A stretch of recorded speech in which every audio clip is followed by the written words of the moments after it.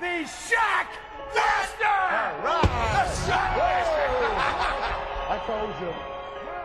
Oh, God. You just gotta keep living, man. L-I-V-I-N. The WWF brings up the Flyweight Championship back.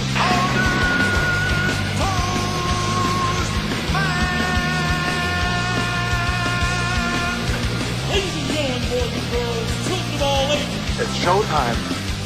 Hello, everyone, and welcome once again to B3 Radio.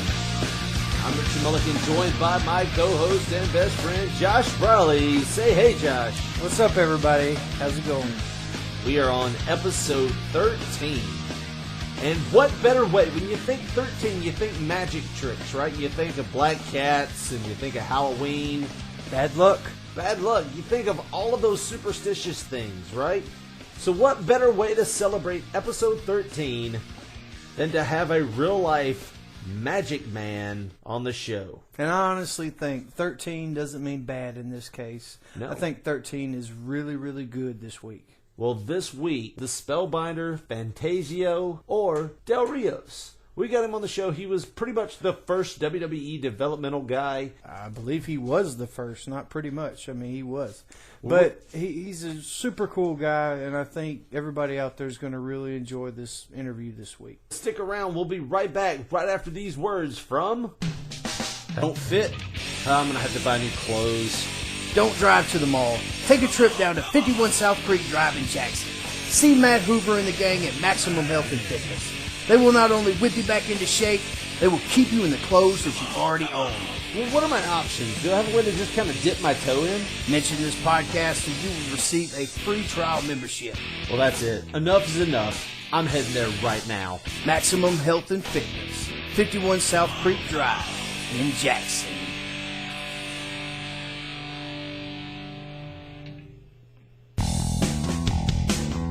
Hey, this is your boy Greer, and you're listening to P3 Radio.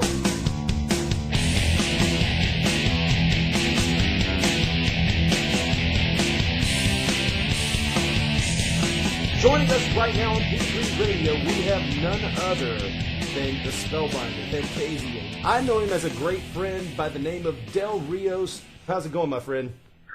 Oh, everything's great, brother. Richard, you know, when it comes down to you, I do whatever you need, brother. You're a good friend of mine.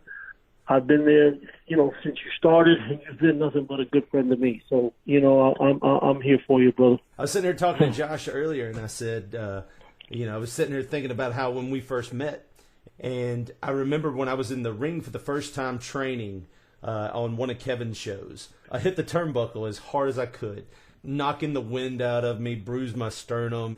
You looked at me and you said, hey, big man, take that buckle a little harder. I wiped the snot off my nose and tried to do it. Try to do it again. Yeah, man. I mean, you know, back then, man, it was all hardcore. You know what I mean? When you talked about hardcore, you know, when I came to Memphis, Jerry Lawler, he had a meeting one time, and he said that if he ever seen anyone that did anything and it didn't look real, he'd get fired on the spot, you know. And then he said, especially on TV, Saturday morning live, where, you know, you can't edit, you can't take a time out, you can't say, oh, let me do that again, you can't do anything. He says, we don't have time for that. If I ever see anything like that, you know, you're going to get your notice immediately. So it stuck with me because I said, wait a minute, I'm not going home because, you know, I'm going to make something look stupid or somebody's going to, you know, make me look stupid or anything like that. And most of all, you know, at that time, you know, the business was at a different level, man. I mean, you know, everybody thought it was real.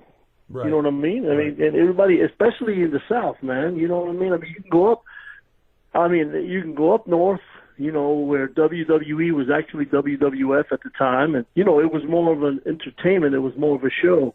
And then, you know, but you came down here and, you know, it was real, man. I mean, people wanted to fight you outside. You know, the heels were threatened. I remember one time Brian Christopher was a heel. And actually, I was a babyface at the time. And we were in Osceola, Arkansas.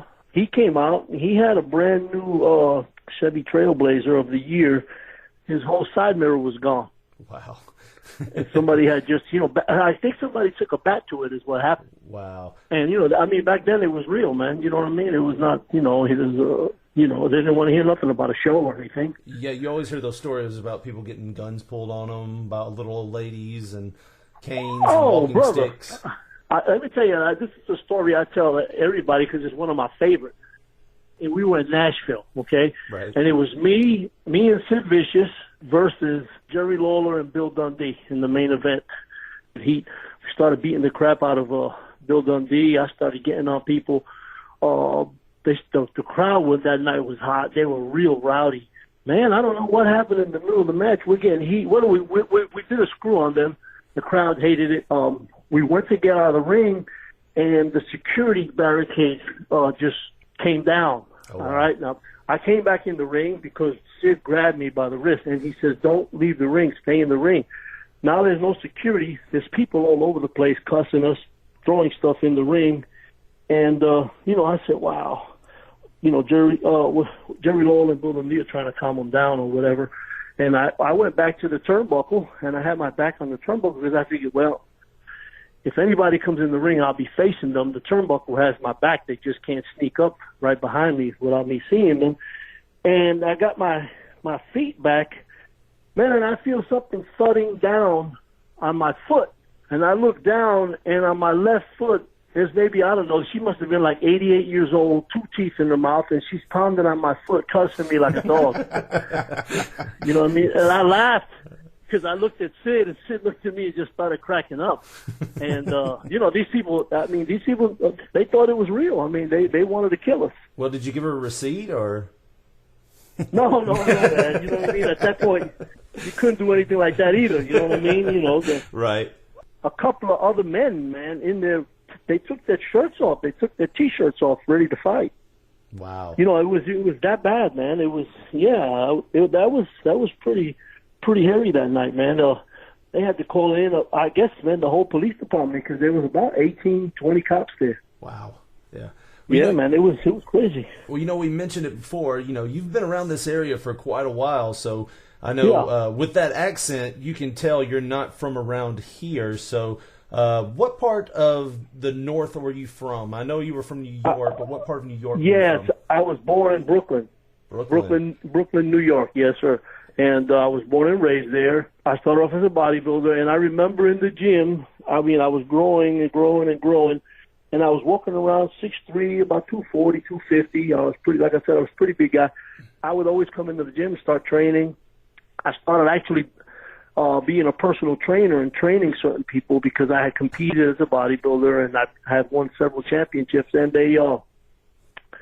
these local wrestlers, they came to me and they said, "Man, you should be a wrestler, man." I was like, "Man, I'm not trying to do that. I'm trying to look like, Arnold. You know what I mean? I'm trying to be Mr. Olympia." And, man, just for the heck of it, I used to be a magician when I was younger, and I thought to myself, wow, I had a really, really, really good friend of mine. His name was Jeff McBride, and him and I used to hang out till 3, 4 in the morning practicing magic and stuff like that. And he came up with a mime routine where he painted his face white and did magic with a mime face on. And I thought, that's pretty cool. And then later on, when I was bodybuilding, and I kept being approached by everybody as a joke, just for my own, I painted my face and I took some pictures, man. I had a friend of mine who was a photographer. I said, "Hey, man, let's take a couple of shots, man. I'll oil my body up, I'll pump up a little bit, I'll put this paint on, and I just want a couple of shots just to see how I'm looking like." I asked. I'll never forget. It was Julio Torres, who later became, more popular wrestler. Not. I don't think mainstream. I don't think he ever did. I think he did a couple of shots with ECW, but nothing really big.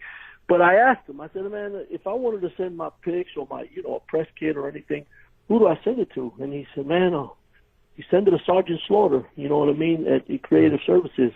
So I got a little packet together and sent about 3 or 4 8x10s. I remember sending them out on a Tuesday, man. And a couple of days passed. On Friday, got back from dinner, and I listened to my voicemails, and I had Sergeant Slaughter on one of the voicemails. He says, "Oh, hey, this is Sergeant Slaughter with World Wrestling Federation. I'm interested in talking to Mr. Del Rios. Would he give me a call, such and such?" And I was like, "Whoa." So I called him up, and he said, "Well, we kind of want you to come on in and do something with Doink the Clown." See, what they wanted to do, I found out later, was Doink. They were trying to get Doink over at the time, and they wanted me, this muscle-bound guy, to come in with my painted face and have him hit me with a pie in the face. and he kind of said that, and I kind of, I was kind of markish at the time, man, to be honest with you, but I knew I didn't want to go on TV and get hit with a pie in the face. You know what I mean? Right. So I made up some nonsense and told him that I couldn't go or whatever. I wasn't honest. I lied. At the end of the day, I was training Charles Koppelman. Charles Koppelman was the owner at the time of EMI Records. His lawyer was one of Vince McMahon's lawyers. Oh, wow.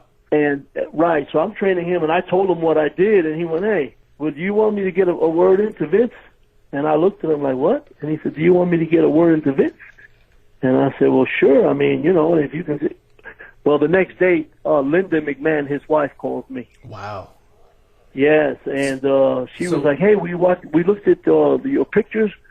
We love your look. We're interested in talking to you." Now, here's the thing.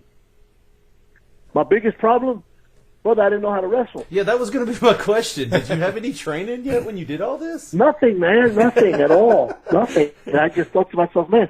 And then Julio, I talked to Julio, and I said, "Hey, man." I said, "You know who called me yesterday?" And he said, "Who?" He said, "Linda McMahon." He looked at me like I was lying. And I said, "Yeah, man, look." And then they had sent me a letter through the mail. I remember it was like overnighted, and it had the WWF logo on it. So I went and got it because he thought I was lying. And when I opened it up, I took it out of a manila envelope. He looked at me like, "Oh my God!" Like, that's every local, whatever, international, you name it, from the floor up. That's their dream, is to go to the big time. You know what I mean? So here they are, like these 8 guys, and they've been wrestling in the high schools and all that for years and years and years. And here's me. I come out of nowhere, and so Julio says, "Hey, you've wrestled before, right?" I said, "No, man, I don't know what I'm doing. I was going to talk to you about it." Right. And he said, "No, we go to Johnny Rod's School of Professional Wrestling in Brooklyn at Gleason's Gym." And I said, "All right." So I took a drive out to Gleason's Gym and sat down and talked to Johnny Rod, and he said, "Well, yeah, no problem, I'll train you." You know what I mean? But I charge $2,000. I'm like, "Good Lord, right?" $2,000. I said, "All right." I give him the $2,000. Now I'm learning how to take a bump. You know what I mean? I'm learning how to do a headlock. Now, but guess what? So I'm in training a month. Now, J.J. Dillon from WWE, who he took over for Sergeant Slaughter, J.J. Dillon says, "Hey, man, we're really interested in taking a look at you." And I said, "Okay." Yeah, in my mind, I'm thinking, I can't say no to this because they're going to think that I'm full of crap or that I'm no good. So I said, okay. You know what I mean? So I went over and I went to Julio Torres. By that time, now I'm real cool with none other than Vito Lagrasso, which is Skullbound Crush, Big Vito. Right. He's a good brother. You know what I mean? I owe part of me going to WWE, to him because he was gracious enough to be a mentor to me and come and say, "Hey, we got to do that," because Johnny Rod got word of it and got really, really ill about it because I guess he wanted to be in control of all his students and all that stuff. You know what I mean? And he wasn't with the whole situation, and I knew that, and I said, I gave him money. Right. I'm not his pet, Right. So Vito helped me through. So guys, believe it or not, this is the first time anybody's going to hear this, because nobody knows this, but my first wrestling match in the history of my life is a tryout on Monday Night Raw at the Manhattan Center on 34th Street. Wow. Oh, my God. Right, exactly. And I'm thinking, what in the world? Now, here's the thing, though. I knew what I was going to live on. I knew what I knew I was going to be okay, because here I am. I'm the Spellbinder. I came up with the character. I came up with the face. I came up with the effects, the magic, the whole suit, the tails and the top hat and all that craziness. I knew that. So I knew, whoa, I'm going to catch the people as soon as I come out. That boom, it would explode. The cane would explode into fireworks and smoke. So I knew the people were like, whoa. Then I came up with the mask where I took the stuff out of my mouth. So and then boom, just just a la Bret Hart and his sunglasses, I was going to get out of the ring and give it to a kid, which I was already over. Right. I got over, you know what I mean? But the bell rang, you know what I mean? The bell rang, and I got to wrestle. My first match was with, believe it or not, Iron Mike Sharp. I don't know if you guys remember him. I remember Iron Mike Sharp, yeah. Like a notorious OCD guy or something, right? Right, exactly. And OCD guy, and he was like, he had his own school, and WWF would call him anytime they were in town and use him and whatever students he had. He knew they were looking at me, so he wanted to work with me. Man, thank God that I kept my mouth shut. I let him say whatever he wanted to do. He was the heel, so he wanted to, call the match. And he was letting me do easy stuff. He never asked me, could I do this, could I do that? It was, I did magic, boom. We locked up. I pushed him off because I was a big, muscle-bound guy, bang.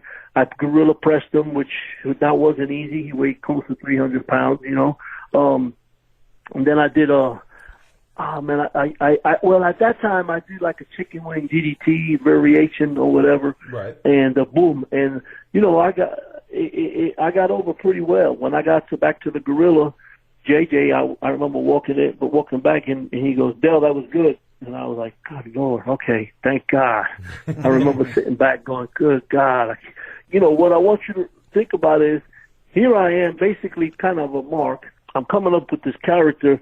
Now I'm coming in the dressing room, and here's Shawn Michaels, Mr. Perfect, Yokozuna. Wow. I mean, these are, you know what I mean? I'm sitting there going, holy crap. You know what I mean? I mean, this is incredible. Look who's all around me. Lord Alfred Hayes. You know what I mean? Guys like that, man, that I'm watching on TV every Saturday. One of the agents comes to me and he goes, hey, Dale. And I said, yes, sir. He says, man, don't go anywhere. Vince wants to talk to you when we're done. And I said, wow. I said, okay. So, Vince came over to me. He goes, hey, brother, you look great. He says, here's the deal. He goes, I'm going to have JJ call you here in the next day or two, and we'll figure something out. You know what I mean? And I said, okay. So JJ calls me, and he goes, Dale, your look is great. You look fantastic. You know what I mean? The character is unbelievable. He goes, but we need you to get some more experience. You know what I mean? I mean, they could obviously tell I was green as all get out. You know what I mean? And they said, here's what we can do. We've been working with Jerry Lawler in Memphis, and what we can do is we can put you on the contract, subsidize you, and have you go to Memphis, and live there, learn the business. You would have to leave and go live in Memphis, you know what I mean? So I don't know if you want to leave your job, you want to think about it. And I said, no, I don't want to think about it. Now, honestly, guys, I was making close to $100,000 already as a personal trainer. Wow, yeah. And so, I mean, I took a hit there, but I thought to myself, no, I think I can, if I can learn the business real good with my character, with all the other stuff, I think I just, so that's how I ended up in Memphis. And I was the first developmental contract ever in the history of WWE. If you don't mind me asking, how much was that contract worth? Like, what was the guarantee on that? I know there wasn't a guarantee back then, but what was No, there wasn't a guarantee. What was the... Well, it was like, let's see. They were giving me, at that time, it was 1994, and they were giving me $800 a week. It was what they call a developmental contract. It wasn't a booking contract or an actual performing contract. It was a developmental contract, which gave me, it was $3,200 a month, which wasn't a bad situation for me because I was getting paid by USWA as well. Wow, that was going to be my next question. Was you making anything from USWA, or was it all Absolutely. WWE? Or no, absolutely. I was getting two checks. I was getting a USWA and I was getting a WWE check. Now, did any of the boys know that, and did they get any heat if they did? The boys knew that I was under contract with WWE, and I didn't get any heat because of that. I got heat because I was a bodybuilder from New York. Right. And to be totally honest with you, as a matter of fact, the first thing that came out that I heard was Bill Dundee told a few guys, oh, man, that he's just a bodybuilder from New York. He'll be here a month or two and he'll be gone. You know what I mean? And then I had hooked up with Jeff Gaylord at the time, which was he was a really cool guy. Oh yeah, we remember him. You know. Then I went and hooked up with Jamie Dundee and Mike Anthony up in Nashville for a while. A lot of times in USWA, the boys weren't getting paid good money at all. They were hoping for an opportunity, so they would live however they could. But you know, thanks to WWE subsidizing me, man, I was able to rent the car and help the boys out. You know what I mean? You know, as far as gas, they wouldn't. I would say no, I got the gas because I knew they weren't making a lot of money. Right. You know what I mean? Especially the guys I was rolling with. It was me, Mike Anthony, Jamie Dundee, and Kelly Wolf, Wolfie D. Oh yeah. It was us four all the time. You know, I knew. I mean, you know, I would see them counting. They would get a draw. You know what I mean? Because they would get an advance every Right. show, and Yeah, it was a few bucks. You know what I mean? And I thought to myself, man, they don't need. You know, let them use their money to eat. I got the gas and the rental car, so we're good. Right. So they roll with me everywhere. Early on, Burt Prentice was your manager in Memphis. Do you got any good Burt Prentice stories? Man, Burt Prentice. You know, he did work well. They did the story about me getting shot in New York. I don't know if you guys remember that. Yeah. We were just talking about because that, he was actually. he was pretty emotional about it. You know what I mean? I remember he was him. Pretty emotional. He was on TV like before you became Spellbinder or something. He was. I know you're cautious about the Christopher scar. Love. The scar. He kept emphasizing the scar. How did that happen? Well, man, right before I started competing as a bodybuilder, I was actually a bodyguard for a drug dealer in New York. Wow. And I was making good money, man. You know, I mean, I was walking around with this guy and making a couple grand a week just to go eat, train, and hang around him. And he got into some issues with some other drug dealers. You know what I mean? I wasn't aware that was going on at all. And I remember walking into a middle of a situation where, you know, gunshots were going on both sides, man, and I got caught. Dang, wow. You know, it almost cost me my life. That was obviously the end of that. You know what I mean? Yeah. And that's one of the things that catapulted me into going into bodybuilding full time and becoming a personal trainer. And, you know, by way of that, that's how I become a pro wrestler. When you were wrestling in WWE as Phantasio, Yeah. Was that a little bit after your Memphis time? Did they bring you back and give you that match, or how did they do that? I know you had a TV match as Phantasio, and I've watched it a bunch of times, and for what it was really entertaining. So if it was towards the beginning of your career, and you know as well as I do, some people kind of crap on that gimmick, and I'm like, why? You know, that gimmick was just as believable, if not more, or better than some of the other stupid stuff that they were doing at the time. Oh, yeah, man. I mean, and it you was know good. what? Let me tell you something, and I agree with you. It was very good. It was so good, it got me in trouble. I did that first match. First of all, WWE has it has to be close to 50, 60 TV tapings in a can somewhere with Phantasio. Oh, wow. You know, I wrestled a bunch of guys. Yeah, I wrestled. Here's what happened, brother. I was too green to realize it. I had that match.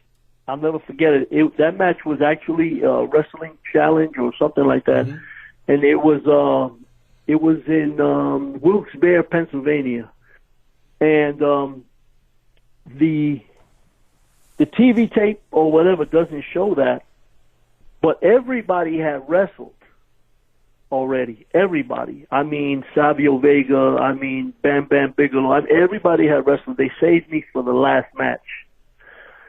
And that crowd was better than Kelsey's nuts. You know what I'm saying? It was just... and I remember Mabel, rest in peace, Mabel coming up to me, Mo and Mabel coming up and going, hey, man, just do your thing, man. You know, they're exhausted from watching all these matches, man. They've watched like 25 matches because they were taping 3 shows over and over and over again. Yeah. Over and over again, exactly. Yeah. So I went, yeah, I'm cool. And I remember I was wrestling Tony DeVito, and Tony said, man, just don't worry about that. You know, they're tired. There's nothing they can do. They've seen everything twice. And I said, yeah, okay, no good. Well, think about it was, guys, they seen everything twice, but they had never seen me. Right.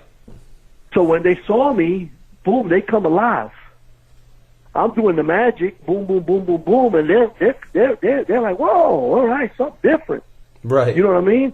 Boom, and then, boom, I did a couple of spots with Vito, and boom, I shot the oh, wow, boom, boom. We did the match, blah, blah, blah. I took the underwears off, you know what I mean? I said, and now they're on their feet, screaming for me, you know what I mean? Well, guess what, man? I'm walking to the back, and Savio Vega, I'll never forget it, he came over to me, and he said, man, that gimmick is going to have you on top. And I just felt like $1 million. British Bulldog, Davey Boy Smith, came to me about 10 minutes later, and he went, hey, Mike. And I said, yeah, man. He goes, Mike, brother. He says, you might be too good. And I looked at him like, what? And he just like opened his eyes really big and then rolled them. Like, I didn't understand what he was saying. But I did notice, here's the thing. I did notice that after that match, guys like Tatanka and Mark Mero stopped talking to me. They weren't friendly to me no more. Shawn Michaels was the biggest jack you've ever met. Totally, like, not cool with me at all. Well, that would have been around the time where he wasn't cool with a lot of people. Exactly. Yeah, that's right. No, he had his clique. Yeah, oh yeah. You know, see, guys, that was my thing too, man. I wasn't gonna be that way, man. I wasn't gonna be cliquey. I was gonna be cool with everybody and be nice and stuff. Later on, I found out, you know, Richard, I told you that I would never, ever not do anything for you. You know how many wrestling shows, these YouTube guys, you see Sid and all these guys, Jamie Dundee, all these guys, you know what I mean? They'll get a certain amount of money to sit down and tell stories and shoot on people. Mm-hmm. I've turned all those things down, man. I'm not interested. You know what I mean? I'm not going to. But here's the thing. I was doing the USWA, I was doing WWE, but I was also taking a lot of independent bookings. I was in Baltimore doing an independent show there, and there was Bam Bam Bigelow. There was Tatanka was there, and at that time he wasn't the Godfather. He was the gimmick before that. Papa Shango. Kama? He was doing the Kama gimmick. Okay. He was doing the Kama gimmick. Tatanka came and told me, he goes, man, you doing all right? And acted like nothing ever happened, man. Nothing like, you know, first you were talking to me, everything was cool. Then you saw me work and show what I did, and then you didn't speak to me. You had an attitude. When you walked by, your face would get. We ran into each other in the gym one time. You know, he wouldn't say nothing. He turned his face and walked off. And in my mind, I'm thinking, man, what's wrong with this dude? You know what I mean? But it didn't hit me that he felt threatened or whatever, you know. But anyway, he comes up to me, hey, bro, what's up, man? I looked at him. I was like, hey, man, what's going on? Whatever. We started talking, and I said, man, what happened to you? Because he got his release, you know. He goes, man, he goes, you know, up there, bro, up there is all political, man. You know what I mean? If you ain't rolling with folks and this and that, I said, yeah. I said, I don't even care, man. As long as I get a check every week. You know, I mean, think about it, guys. I can't ever say nothing bad about WWE, and I will not. You know why? Because no matter what, every Tuesday, I got a check from them. From years and years and years and years, I kept getting a check. I didn't even have to, even if I would show up to TV or I didn't have to go to TV or whatever. As long as I did Memphis, I got a check from them. You know what I mean? And I think Jerry had a lot to do with that as well. He was like, man, leave him alone, let him pay him, do whatever. The other reason was they didn't want me to go to WCW. There was a lot of people that benefited from that. Like, I know they signed Macho Man's brother in WCW to a big contract, and he never wrestled one match for them. Now, one match, and I'll get back to that. But see what happened. Let me tell you what Tatanka says to me. He goes, hey, man, I didn't want to get involved at that time, man. You know, and I was telling him, man, I don't even care anymore. He goes, man, that's Spellbinder gimmick, man. That thing right there, that's money. I said, man, you know, a lot of people said they're not using you the way they should, blah, blah, blah. And I was like, well, I said, I don't care, bro. I said, you know, I'm doing my thing, whatever. He said, man, I'm going to tell you something, man. I don't believe anybody's ever told you. And I said, what's up? And he said, man, he goes, and you know, you could say I said because I don't care. He said, but I'd rather you not, you know. I said, no, man, what's up? All right, I did the Phantasio. I was coming back. People were on their feet. I was coming back. He says, you were coming in from out the ring.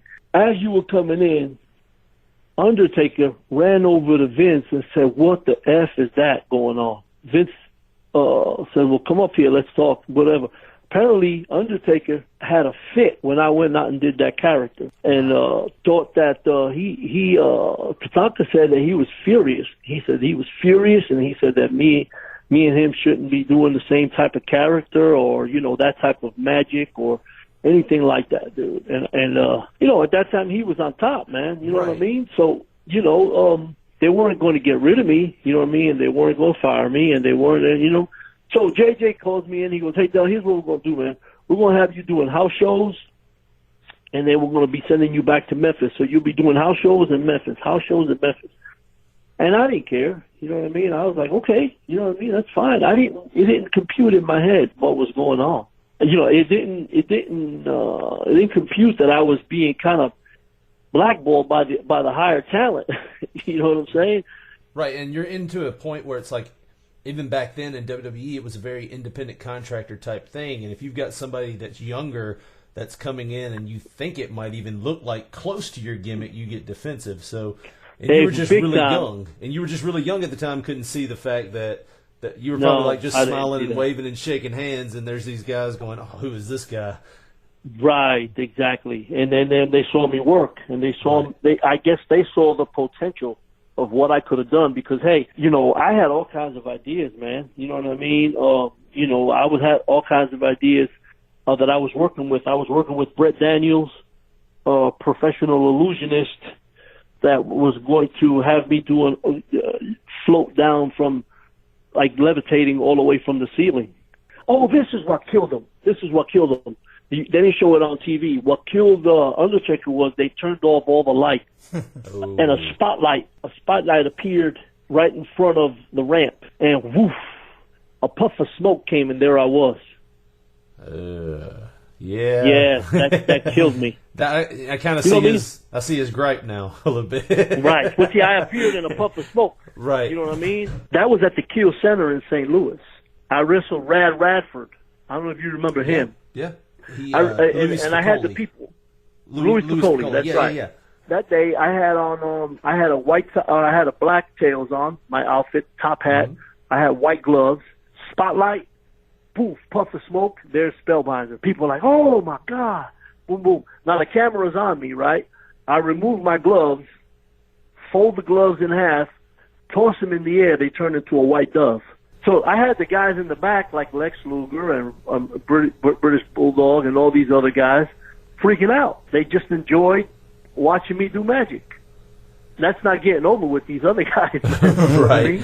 Well, that was something I always wondered, because, it makes sense now hearing it the way you're telling it, why that gimmick didn't take off like it should, because that's right down Vince's alley. Yeah.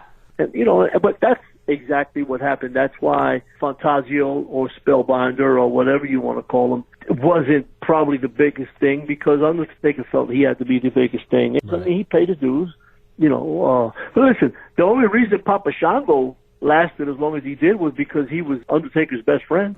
They was part of that BSK. Yeah. Were you around for the end of USWA, or were you working somewhere else? Like at that No, I was there. I was there at the end. At the end of the USWA was when Jerry Lawler sold it to Mark Seltzer from Ohio. Right. You know what I mean? And Mark Seltzer wasn't a wrestling. He didn't know nothing.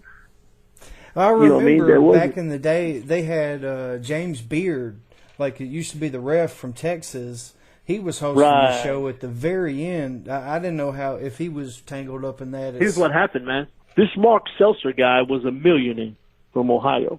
Somehow, Jerry Lawler, he had gotten hooked up with this guy named Larry Burton. He got Jerry Lawler to sell USWA to Mark Seltzer. And Mark Seltzer didn't know nothing about wrestling. He didn't know nothing about the wrestling business. So who was going to promote it? He didn't know. So James Beard jumped all over it and came to Memphis thinking that he might be able to take over the territory. I remember one time Jerry Lawler calling me one midnight on a Friday and says, "Hey, Dale." And I said, "Yeah." He said, "Man, there might be a blowout tomorrow at TV." And I said, "What do you mean?" And he says, "Well, we're having a little situation going on because Mark Seltzer wants to take over the TV, and I haven't really given him authority of everything yet. And I said, all right. He goes, so there might be, a little something. What are you going to do? I said, what do you mean, what am I going to do? You know what I mean? I just, I don't know anything about that. I said, but I got your back. I mean, if you and Brian are my friends. So right. At the end of the day, Jerry Lawler got paid a lot of money for the company. Mark Seltzer is the owner, and he's still the owner of USWA, which is defunct. Right, and wasn't there another organization at the time that they had turned into Memphis Championship Wrestling, and it was running off of like UPN or something like that? That was KAW. Well, they turned KAW into Memphis Championship Wrestling. Right, and I was there for that too. Now, right. KAW was actually Terry Golden's company. Mm-hmm. Right, Terry Golden, believe it or not, I was the one who started him in the business. He was just a good guy, friend of mine, you know what I mean? He was trying to be a wrestler, you know what I mean? And then next thing I know, he starts a wrestling company.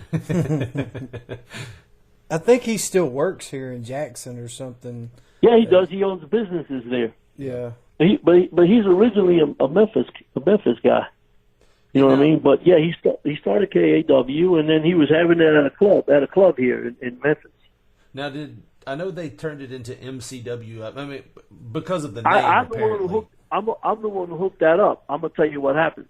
I'll never forget it. We were wrestling at the Pyramid that night, and Jerry Lawler came over to me. Yes, I remember talking to Terry, and I never wrestled on KAW. Okay, but Jerry was talking to me, and we had quit Power Pro Wrestling because Randy Hills was being a jack.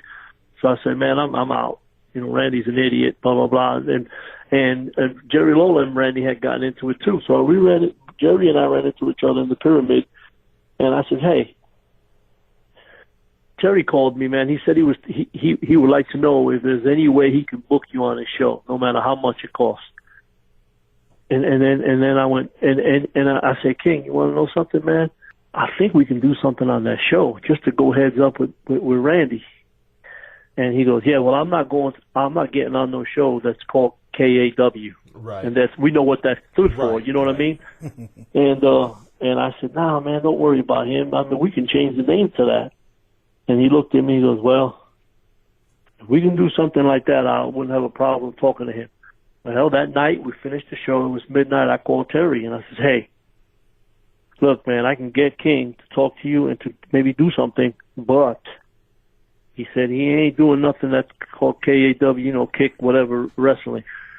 Oh, man, I'm not worried about that, blah, blah. Well, next thing you know, they're talking, this and that. Jerry tells them, well, listen, man, if you're serious about doing this and we change the name, I'll turn you into a developmental. Next thing you know, here comes Mean Street Posse and Steve Bradley and all those other guys. Brian Danielson, the American Dragon. Spanky. Right, exactly. Yeah, what's the other guy's name? Shooter Schultz. Yeah. You know what I mean? Regal was there for a while, too. They brought Bradley over. Yeah. Yes, exactly. He came over. Which you worked with him a little bit, didn't you, Bradley? Steve Bradley? I worked with him. Yeah, I worked with him a lot. We did a whole angle. He always has this whole thing about being probably one of the most talented guys that never got his shot. Would you agree with that? Yes, and that's because of the way he was out of the ring. You know what I mean? The way he was out of the ring. Steve Bradley, rest in peace, was a drug addict, man. Yeah. So he had those demons in and out. Yeah, real demons, man, and people knew about it. And he was Kurt Russell's best friend. Kurt Angle, not Kurt Russell, Kurt Angle. I was going to ask, how did he know Kurt Russell? Yeah. Man, I remember Kurt asking for Steve Bradley 50 times. Right. Well, when are y'all going to bring him up? When are y'all going to bring him up? And they would just nod their head. Well, we're just waiting for talent to come up or something. No, that's not what it was, man. Yeah. Well, y'all were in Power Pro. Who came up with that funeral angle where, you and Brian came out, you were talking about Tommy and Doug. You came out with the beer cooler and the vacuum. Hey, if you look at you know what, you and I don't mean to cut you off. If you look at that tape again and you see Brian starting to talk, you'll see me in the back trying to hold back from exploding laughing. I mean, I'm holding my mouth clenched shut and I'm closing my eyes and looking down because Brian starts telling Dave Brown, Dave, Doug Gilbert is dead. I mean, dead. You know what I mean? And it was just hilarious. You know what I mean? Brian was shooting because Doug, who I love Doug to death, But Doug thought he was better than he really was, man. You know what I mean? Doug was not Eddie Gilbert. I'm sorry. You know what I mean? A lot and of Doug, people that's not Eddie Gilbert. I mean, that's not a downgrade or anything. I mean, there's a lot of people out there that's not as good as Eddie Gilbert was. Exactly so, right. You're saying Nowhere near it. That's not a cut down at all. I mean, Eddie was one of a kind. No. Exactly. You know what I mean? But Doug wanted to follow in his footsteps, and it just wasn't happening. You know what I mean? And don't get me wrong. If Doug hears this, he's going to get offended. You know, but that's okay because I'm sorry. I knew Eddie very well, and I knew Doug very well, and I worked with Eddie and I worked with Doug. So I'm gonna tell you, you know, that it's apple. It's not apples and oranges. It's not no gray area. It's black and white, brother. You know what I mean? Right. Eddie was just in a different level. But Brian thought of that angle with the limousine and us in the suits in the black and white, with the urn. You know what I mean? Like we had his ashes in the urn or something. You know, I think it wasn't an urn. It was a coffee pot. Yeah. Yeah. It was a coffee pot. Yeah, it was a coffee pot, and I had like a vacuum cleaner because I had picked. Apparently, I had sucked up the rest of the ashes from wherever. It was just hilarious. But guess what? Believe it or not, we did it. We did that angle, and I did that angle where I played Tommy Rich, and Brian played Doug Gilbert. And believe it or not, Doug and Tommy got angry for real. Yeah, that was going to be on our list to ask you about. Well, that was the next question. Did the angle get you real heat? Oh, I'm going to tell you right now. Peggy and Tommy sued us. Oh, my God. I've never heard that. Yeah. Yeah, he sued Brian Christopher. He dropped me. They dropped me out of the lawsuit. Apparently, originally they sued me, TV5, Brian Christopher, Randy Hales.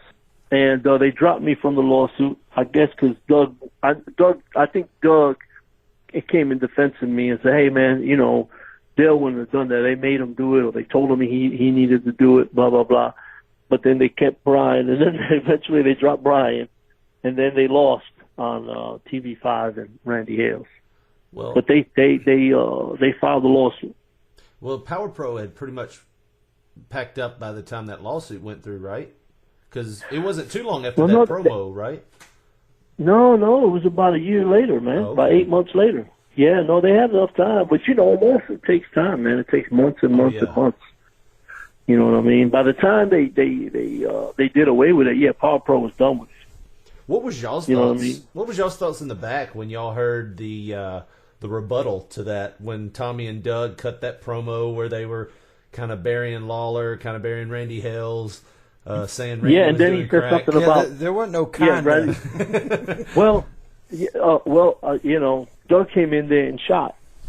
Oh yeah, and it was and saying the truth because Doug came in there saying stuff that he knew that had actually happened. You know what I mean? Now let me tell you what happened.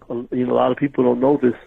That day that they did the rebuttal, if you remember correctly, Brian and I were in the ring doing something, and here comes Tommy and Doug and start beating the crap out of us. We're bumping around for him, blah, blah, blah, because that set up the main event at the Blue Daisy that night. Do you remember? Right. Yeah, we were working that night. They were saying, you know, tonight, you know, Spellbinder, Brian Christopher versus Tommy and Doug Gilbert, blah, blah, blah. All right, well, Doug went in there with the intentions, because he was, you know, quite honestly, that you're a mark, you know what I mean, for acting like that. You know, you take that seriously, really. So he went in there and he said, you know, Jerry Lawler, you know, does stuff for little kids, little girls or whatever, and he said, Randy, it's crack and blah, blah, blah. Yeah. Anyway, Dave Brown. That's probably the best anyway segue ever. It's like Lawler does kids, he does crack. And he does crack.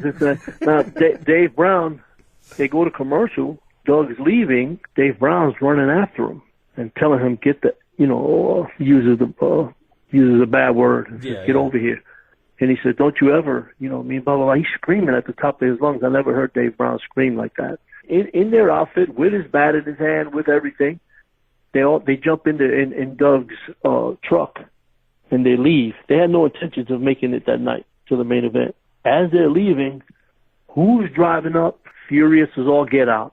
He happened to see that live on TV, Jerry Lawler. Ooh. He gets out of his truck and he goes, where bleep bleep is Doug? And one of the guys said, man, he left. He went in there, he went in the office, he went and got the tape. He went and got the master tape, and they gave it to him, and he left.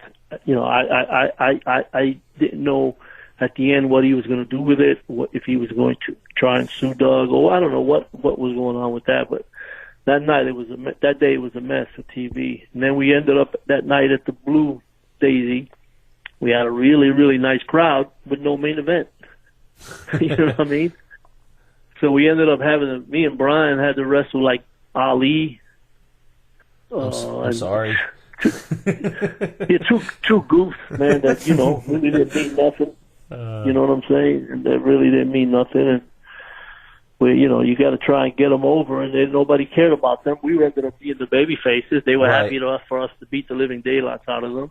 Well, and then watching that interview back, when they cut that interview and they bring up Lawler, who's basically the main babyface of the territory at the time, and they bring up him in the angle, and they bring up Randy Hills, who I don't think they were using Randy as like the evil boss right then, but they bring up two guys. It pretty much, for me as a kid watching it at home, not a kid, but a teenager, a high teenager, like 16, 17 years old, it made me think, well, they just turned them heel. Like, and then you guys do your thing, and it's funny, and it gets over with guys that are younger. Like me and Josh, we thought it was hilarious. We loved it. We were like, these guys are our new favorite Memphis wrestlers. Exactly. No matter what they do from here on out. So it's kind of like y'all did like a double turn. Was there any thought about pushing y'all guys, you and Brian, as a baby tag team after that? What was it? I'm not sure if it was. Man, I'll be totally honest with you, man. I don't know, maybe it was before or maybe after, later on, but Brian and I did turn babyface, where I started using the face paint again.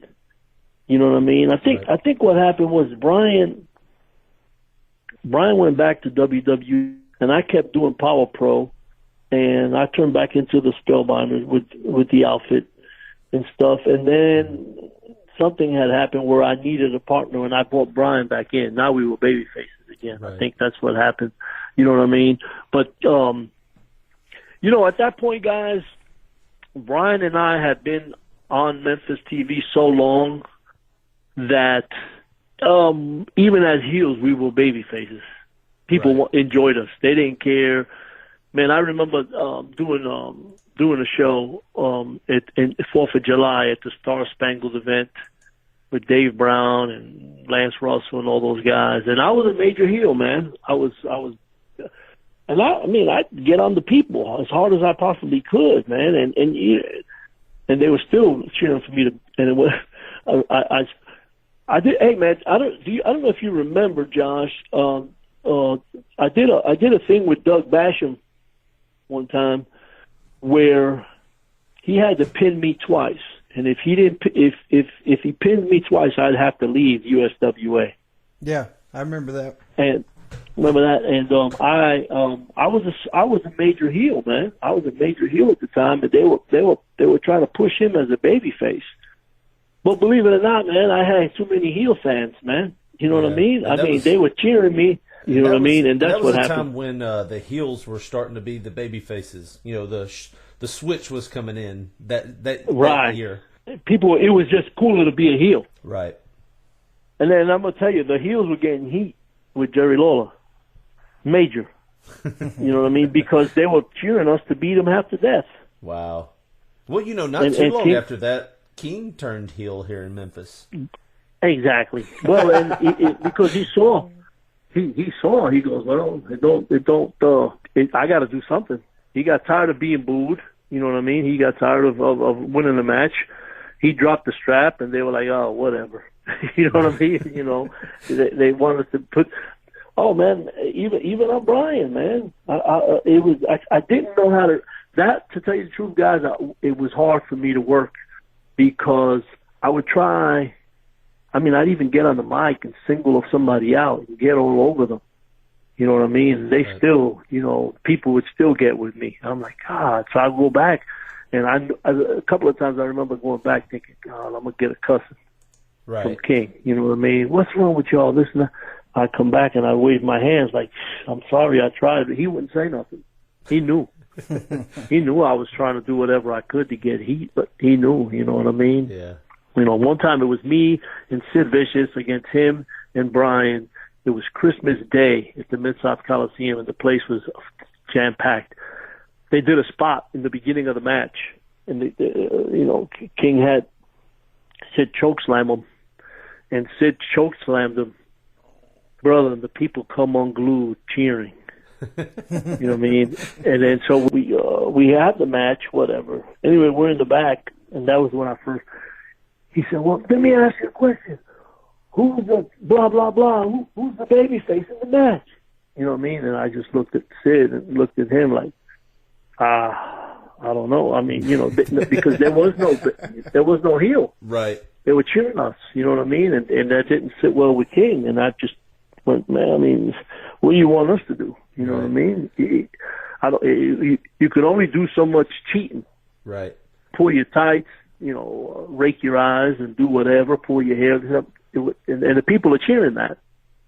Yeah, and that we can do. Yeah, and it was that time of year. There was that time in the era where that was all cool. They wanted to see. About the only thing that you could have done was to give one of those Rock and Roll Express double fist moves, and then they would have probably cheered you for being ironic.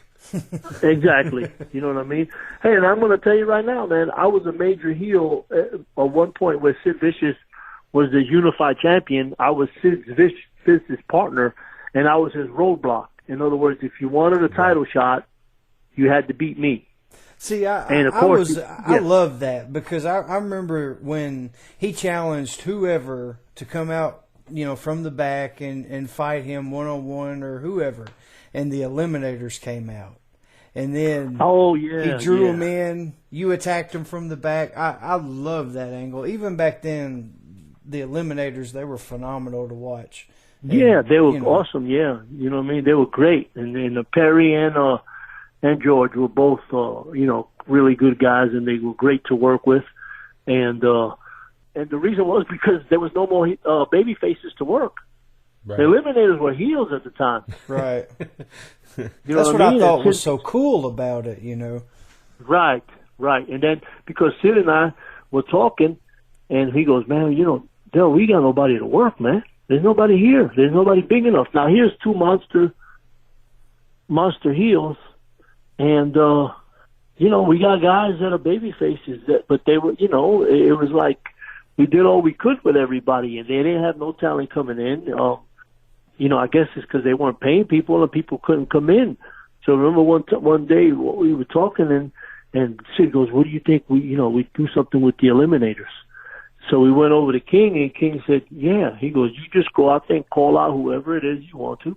And the Eliminators are over enough as heels that when they come out, people are going to go, whoa, heck yeah. But guess what? Once we worked them at the Mid-South Coliseum, they didn't get over as baby faces. Right. That was the end of them. And the funny thing is like y'all were the heels, and was there ever a thought, since they're cheering you guys, just to flip it and turn you baby and let you just keep doing what you're doing, but feed you more heels? Sid, believe it or not, dude, and Sid all of a sudden wanted to be a babyface. So Sid had me turn on him. That was crazy back then, but yeah, I got used to seeing you by his side, being the kind of the body, or not bodyguard, but you know what I mean, like the roadblock. Yeah, I was the roadblock. Yeah, right. Because Ricky Morton came in, and I had a semi-main against him. Moment I beat him. Sir Mo came in. I beat him. Bunch of guys from WWE came in, and I had a semi-main against them. Because, people thought, oh, man, if that guy beat Spellbinder, they got him the next week. He's got Sid the next week. You know what I mean? So, his roadblock, if they beat me, you get a title at Sid.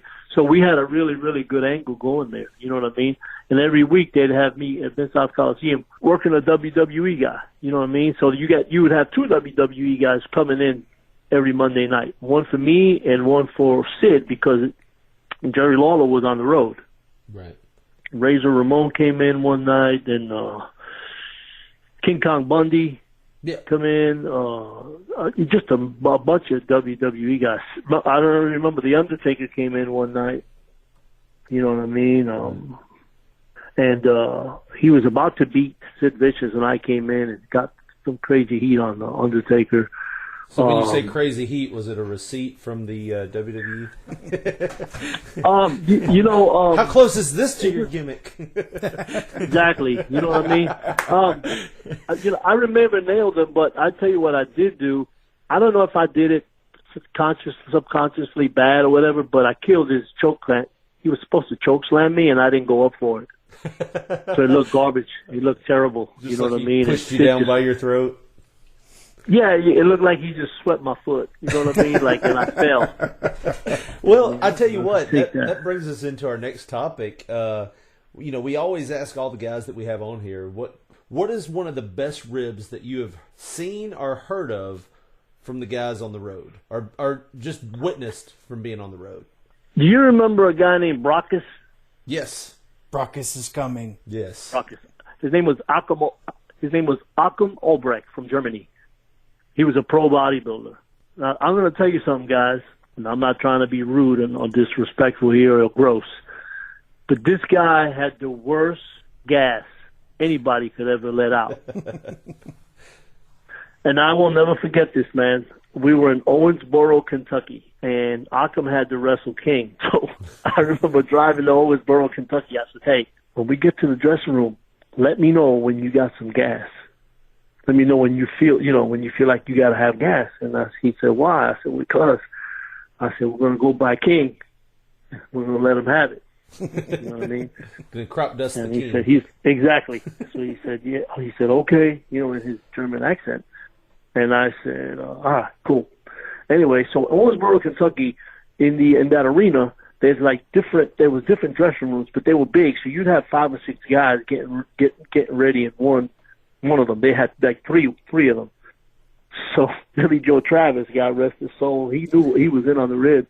He told me, hey, you let me know when Achim does it, man, because I got to get out of there or I'll throw up everywhere. And somebody's going to owe him a guitar. Yeah. Okay. So I'll never forget it. King's in the actual room by himself. I see Achim was walking by the hallway, and he goes, hey, Dale. And I said, yeah, man. He goes, I feel one coming. And I said, all right. I said, come on. So I went over to King. I said, hey, King, so you working Achim? He says, oh, yeah, we got it. He goes, you guys go over the match. Here comes Achim. And, dude, he had already let it go, but it was, like, entangled on him. So I left the room, dude.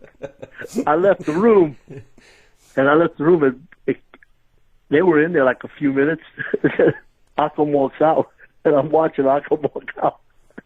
And Achim walks out, and right behind him is Jerry Lawler opening the door of the dressing room trying to get some air in there. Listen, man, my hand to God, King calls me and he goes, down. And I said, what? So I walk in there. I said, what's up, man? He goes, don't let that. I cussed him like a dog. He said, don't let that get in here again.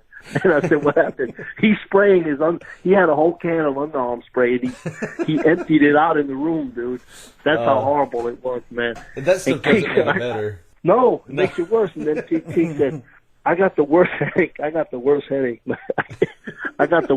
I've ever had in my life. I'm hysterical, like, laughing, man. You know what I mean? Not get out.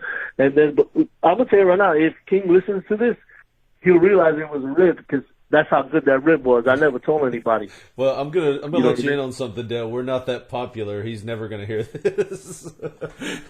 Here's something we ask everybody when we have them on, and we're gonna ask you the same thing. You've got a guy that's coming up in the business. He hasn't even had any training yet. He comes to you and says, what's some advice you can give me about the wrestling business? What would you tell that guy if he asked you that? All right. First things first. Keep your mouth closed and listen to all the experienced guys, and listen to the unexperienced guys, because they're all going to tell their story. The worst thing you can do is come in as a greenhorn and start running your mouth. That's the worst thing you can do. First of all, that's heat in the dressing room. Second of all, you run your mouth, you be doing the job for everybody every day and every night.